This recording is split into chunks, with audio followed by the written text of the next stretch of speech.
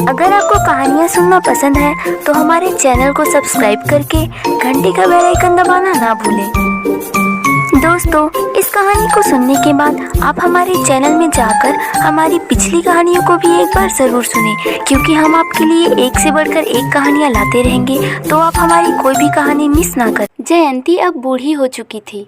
जयंती के पति को मरे लगभग 4 साल हो चुके थे। जयंती के घर में जयंती और उसका एक बेटा रघु रहता था। दोनों माँ बेटे एक दूसरे को बहुत प्यार करते थे। रघु अपनी माँ के बिना एक पल भी नहीं रह पाता था। रघु रोज़ मिट्टी के बर्तन बनाने वाले फैक्ट्री में काम करने जाता था और उन्हीं पैसों से उनका गुजारा चलता था। रघु जो भी पैसे कमा कर लाता वो अपनी माँ के हाथों में थमा देता। माँ के हाथों से खाना खाता था और काम से आने के बाद हमेशा अपनी माँ के पैर दबाता। दोनों माँ बेटे अपनी छोटी सी दुनिया में बहुत खुश थे। एक दिन जयंती अपनी पुरानी सहेली विमला के घर गई।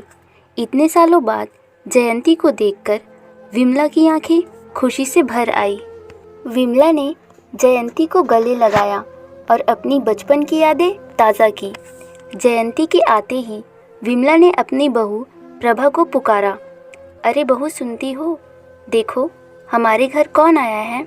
मेरी बचपन की सहेली जयंती। आओ अपनी मासी सास को प्रणाम करो।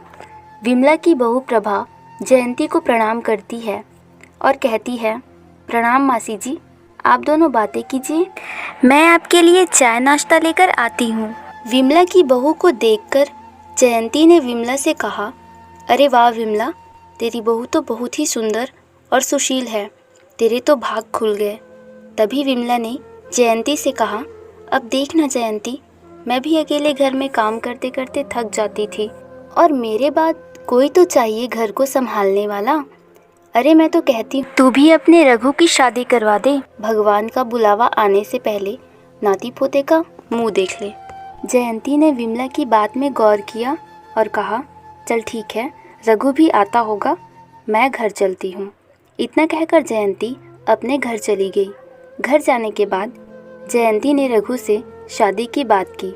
देख बेटा रघु, अब तो मैं भी बूढ़ी हो चुकी हूँ, मेरे बाद कोई तो चाहिए तुझे और इस घर को संभालने वाला।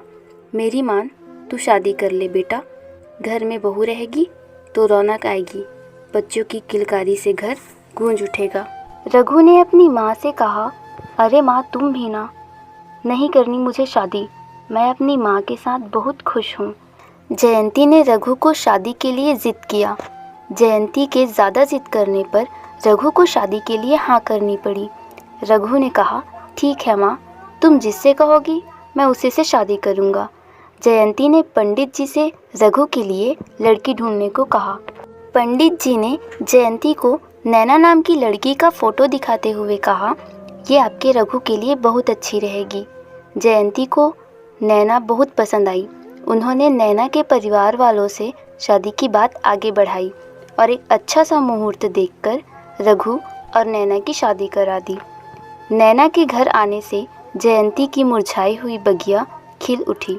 लगभग 1 साल बाद नैना ने एक बेटे को जन्म दिया, जिसका नाम राहुल रखा गया।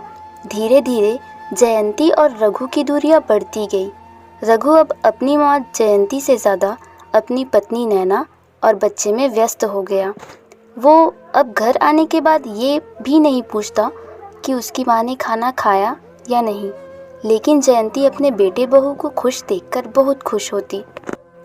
लगभग 6 साल बाद नैना का बेटा राहुल स्कूल जाने लगा। बुढ़ापे की वजह से जयंती को अनेकों बीमारियों ने घेर लिया। जयंती दिन भर खांसती रहती थी। एक रात को जयंती की तबीयत बहुत ख़राब हो गई और वो ज़ोर ज़ोर से खांसने लगी।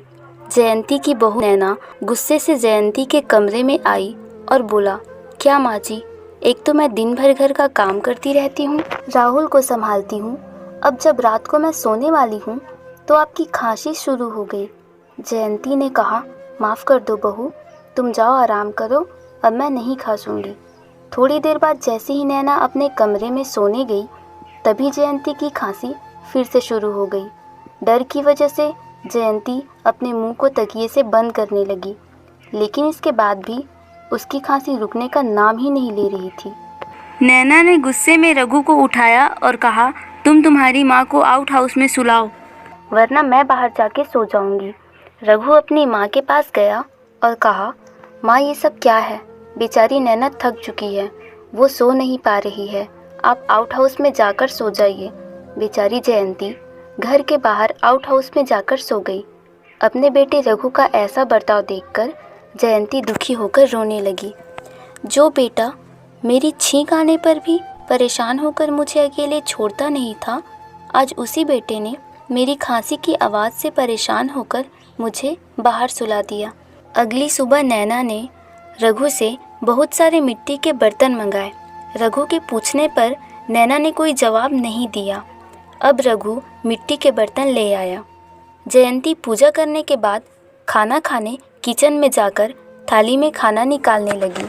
तभी नैना ने जयंती को रोकते हुए कहा, रुकिए माँ जी, आप स्टील के बर्तन को हाथ मत लगाइए, आपकी तबीयत खराब है। अगर आप घर के बर्तनों में खाना खाएंगी तो हम लोगों की तबीयत भी खराब हो जाएगी। मैंने रघु से कहकर मिट्टी के बर्तन मंगवाए हैं, मैं आपको उसमें खाना दे रही हूँ और अब आप आउट हाउस में ही रहेंगी। अब जाइए, मैं आपका खाना लेकर आती हूँ। नैना की बात सुनकर जयंती ने रघु की ओर देखा और कहा, ये सब क्या है बेटा? क्या मैं इतनी बोझ हो गई? रघु ने कहा, क्या नाटक लगा रखा है माँ? ठीक ही तो कह रही है नैना। अब जब तक ठीक नहीं होती आप इसी मिट्टी के बर्तन में खाना खाइए और आउट हाउस में रहिए। क्या आप चाहती हैं कि आपकी वजह से हम लोग भी बीमार हो जाएं? और अपने पोते राहुल के बारे में तो सोचिए, वो तो अभी बच्चा है। बेचारी लाचार जयंती सिसकियां भरते हुए आउट हाउस में चली गई। जयंती अपनी पिछली बातें याद करके रोती रही, सोचती रही कि उसका रघु पहले वाला रघु नहीं है। लेकिन फिर बिना कोई सवाल किए मिट्टी के बर्तन में खाना शुरू कर दिया। नैना रोज़ मिट्टी के बर्तन में खाना ले जाकर अपनी सास जयंती को दे देती और उसके खाने के बाद मिट्टी के बर्तन को कूड़ेदान में फेंक देती थी। राहुल रोज़ अपनी माँ को ऐसा करते हुए ध्यान से देखता था। एक दिन नैना कूड़ेदान के सारे मिट्टी के बर्तन बाहर फेंकने के लिए जाती है, लेकिन उसने देखा कि कूड़ेदान में एक भी मिट्टी का बर्तन नहीं था। उसने कूड़ेदान के आसपास ध्यान से देखा, लेकिन उसे एक भी मिट्टी का बर्तन नहीं मिला।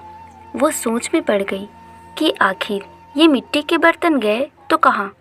नैना राहुल के कमरे में पोछा लगा रही थी। तभी उसकी नज़र राहुल के पलंग के मिट्टी के बर्तनों में गई। नैना ने राहुल से पूछा, ये सब क्या है बेटा राहुल? ये मिट्टी के जूठे बर्तन तेरे कमरे में कैसे आए? तब राहुल का जवाब सुनकर नैना दंग रह गई। 6 साल के राहुल ने अपनी माँ नैना से कहा, माँ ये बर्तन मैं इसलिए जमा कर रहा हूँ क्योंकि जब मैं बड़ा हो जाऊँगा तब मैं इन्हीं बर्तनों में आपको और पापा को खाना दूँगा, जैसे कि आप लोग दादी को देते हो।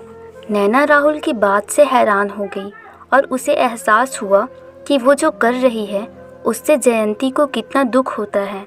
नैना रघु के साथ फ़ौरन जयंती के पास जाती है और अपनी गलती की माफ़ी मांगती है। जयंती अपने बेटे बहू को माफ़ कर देती है और फिर से सुखी परिवार की तरह साथ साथ खुश रहती है।